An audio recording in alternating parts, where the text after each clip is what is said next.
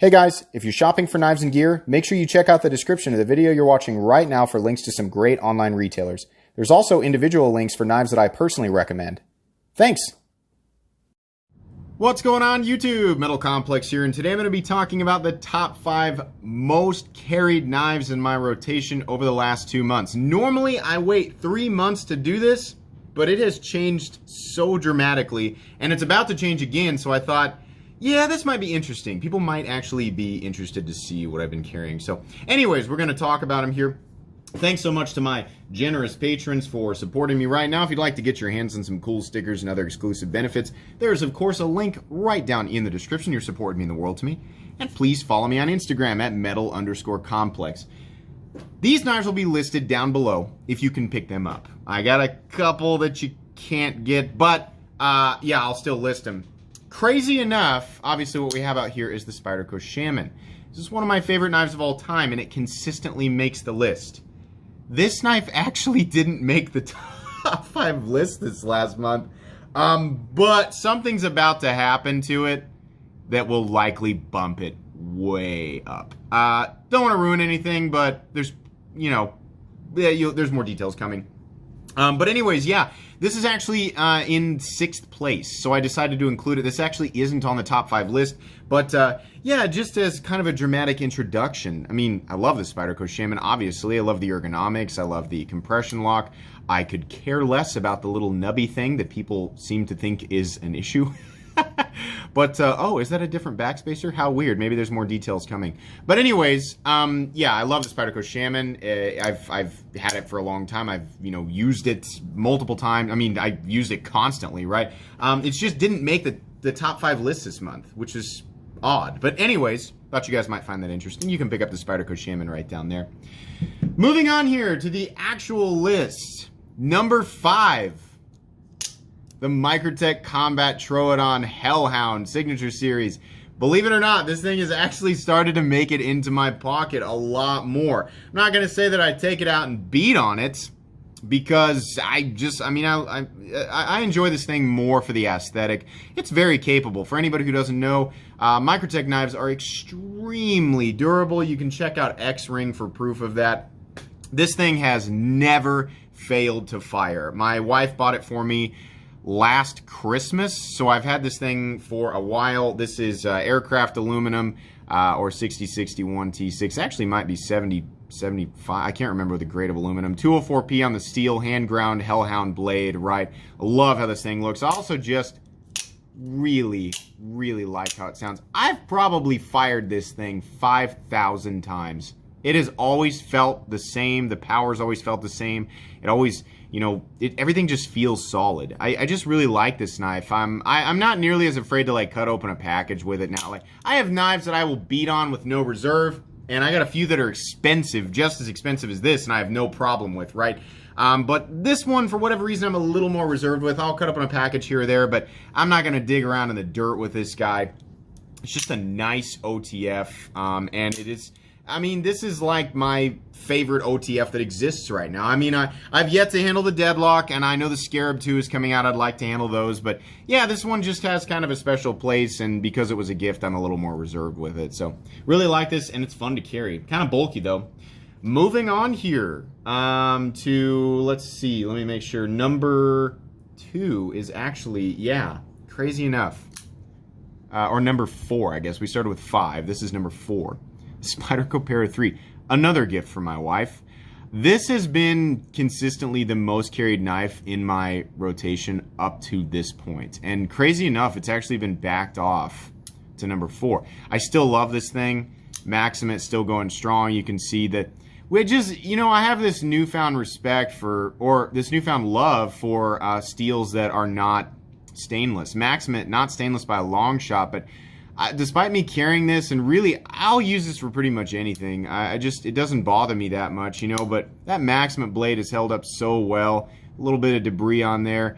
Maybe a little bit of a patina forming, but it's just not crazy, right? If you live in one of the Midwestern states like me, you don't need to be afraid of Maximit, right? If you live near the coast or on the coast, right, near salt water or any area where corrosion is more of a problem, maybe not. But yeah, this thing is held up. I've honestly never had to take this apart and clean it. It's always remained very smooth, very easy to manipulate. This is an expensive knife. You can pick this up right now. I'll link it down in the description. I want to say it approaches $200. I do have the MXG deep carry clip on this guy for anybody wondering. That's because the original clip doesn't suck. The position of it sucks because of that lanyard hole. But you can see there, this clip actually bypasses the hole, so you don't have to be concerned with it. Really great. Love this thing. I still reach for it. You know, a lot of times when I'm just not thinking about it, it just wasn't quite up there as high as some of these other knives. Number 3, the Hinderer XM-18 3.5-inch Gen 6 Harpoon Spanto with the full titanium scale on it. This was mine from a long time ago. You can actually go back and find it on previous videos, like from over a year ago. This is one of the Hinderers that I actually bought another. This was back when titanium scales were available. I bought another totally unmilled. See if I can get in there and show you guys. Totally unmilled, completely solid titanium scale, and put it on this guy because I was like, I just want a full tie Harpoon Spanto. By the way, this is one of the only Gen 6 variants that's actually in S35VN, right? Or the only tri-way variants, because the newer ones are mostly in 20CV. That's why I love this thing so much, because considering how I'm going to use it, or how I wanted to use it then, S35VN made more sense to me than 20CV or M390. But anyways, I did what I normally do. I played with it for a while and got bored of it, and then I sold it to my local buddy, David, who actually he used to buy a lot of my Hinderers before I sold them. Now, just so you guys know, when I have a knife for sale, it goes to patrons first. Patrons get first dibs on my knives when I put them up for sale. But anyways, back then, I don't think I had Patreon, or maybe I just wanted to offer to him. I can't remember. It was early on in Patreon if I had it. But I sold it to him, and then he carried and used it quite a bit, actually. They completely renovated a building. And he said he would, he used this to kind of jam into, there's a couple little areas on the blade where the edge has been knocked out. Nothing crazy, right? And it's got a couple little blemishes here and there. I don't really care. But he used it extensively, and he was like, man, this thing held up. So look at the lockup. The lockup stayed in the right place. The thing stayed centered. I haven't adjusted this or anything, and it is crazy smooth now. These things get so smooth after they're carried for a while, and that detemp path wears in, right? It's just awesome. This thing is so cool. And I asked him, I said, do you still have that? And he said, yeah. And I said, do you carry it often? He said, I got so many knives now, I think that one just kind of sits. And I said, I'll buy it back from you. And so I did, and now I love it. I've got a full tie Hinderer now that I don't have to be all, I don't want to get a scratch on it, because I got other Hinderers that I just, they stay pretty. This one, no problem. Don't care if the pocket clip gets marked up. Don't care if the blade gets nicked or rolled or if I drop. I don't care. I love having this. This is the most expensive everyday carry knife in my rotation right now. I want to say, yeah, it's $425 plus a $200 scale. So yeah, it's a crazy amount of money. I get it, right? There's always people going, oh my gosh, I can't believe there are really people out there who spend that much money on knives. Yeah, there are a lot. Welcome to the knife world. Oh my God, how condescending was that? Yeah, no problem with this. I love carrying this thing. It is big, it is thick, it's bulky, it's heavy, right? It's gonna be too much for a lot of people. I just love it. You can pick up Hinderer XM-18 knives down in the description. At the time of this video, I think titanium scales are just starting to come back in stock. If you want to get your hands on one, go down into the description, click on that link that says Shop at DLT Trading, and then go in and sign up for email notifications through Hinderer stuff, because we are right on the cusp of tie scales coming back. So if you've been waiting for some, probably now is going to be the best time. The ones that are coming out will likely be milled on the inside, so they won't be nearly as heavy as this guy. This guy weighs about 6.3 ounces. I imagine with the milled ones, you're looking at 5.5 to 5.75 for an XM-18. But yeah, I love this. Very satisfying to carry a full tie Hinderer. Moving on here to number 2. The number 2 most carried knife in my rotation is the titanium Delica in Damascus. This is actually a laminate Damascus. So the core, I think it's a VG10 core and then laminate Damascus. My wife got this for our most recent anniversary for me.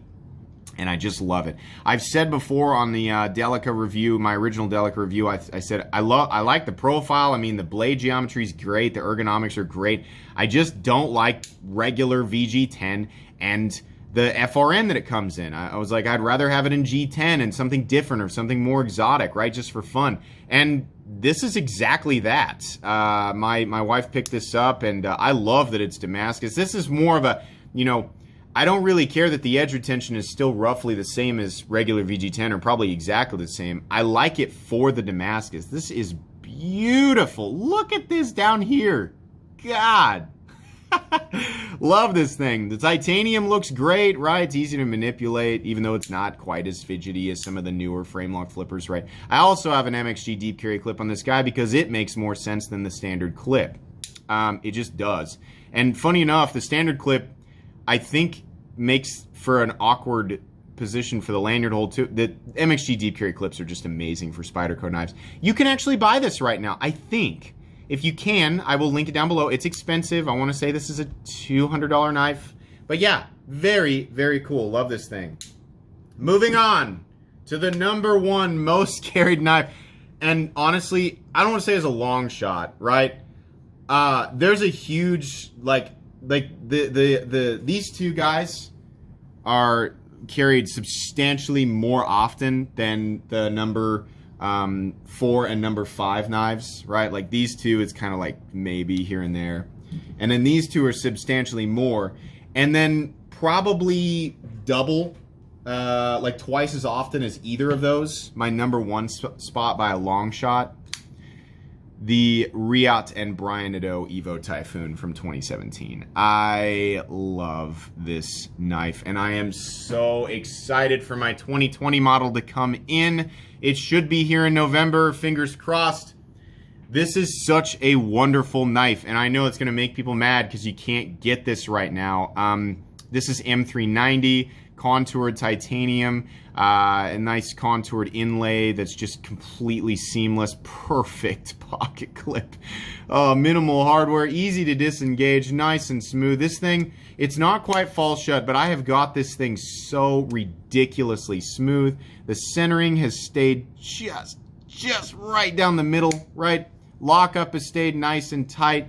It's a joy ergonomically. The blade is beautiful. This compound Japanese tanto with this fuller in here. I wish that I could get my finger in there and do the reverse flick. I can't. I just love the flipping action on this thing. For anybody who doesn't know, there's not a detent ball. There's more of just like a nub inside there that comes off the lock bar and acts as it's like a, you know, it's just a different form of detent. But I love this thing, and I love how it flips. It's impossible to fail it, and it's just so satisfying, and it's so comfortable in the hand. The jimping's in the right place, and most importantly, the profile of this knife is just absolutely beautiful.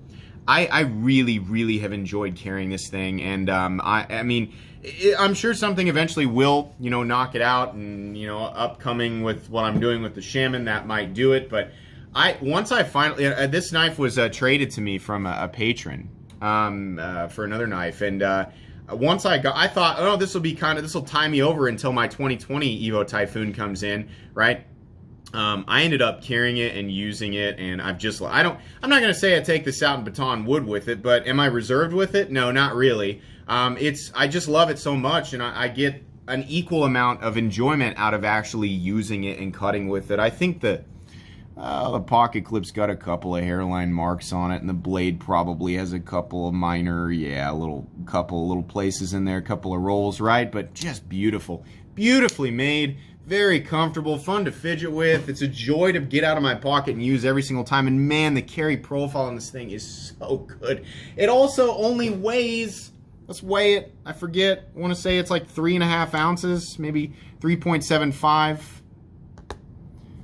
Okay, it's 4 ounces, right? Doesn't really bother me considering the XM-18 being the heaviest knife that I carry comes in at 6.38, right? Yeah, this thing is a freaking masterpiece of a knife, and it is so appealing. It's so nice to carry. I just really like it. Guys, I think that's going to conclude the top 5 most carried knives in my current rotation.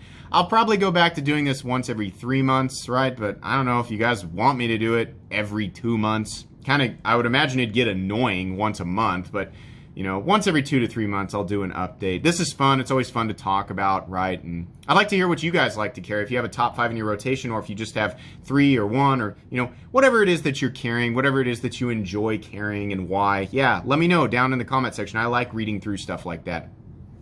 Please make sure to follow me on Instagram at metal_complex. Like I said, many of the knives that I showed in this video will be available in links right down in the description. If you enjoyed this video, please leave a like. If you'd like to check out my other content, I do, of course, have lots of videos of knives that are either expensive or inexpensive that I do or don't like, so check those out. And if you enjoy all my content, go ahead and click on that Metal Complex logo right there and subscribe, because there's definitely more coming. Thanks again for watching, everybody, and have a great day.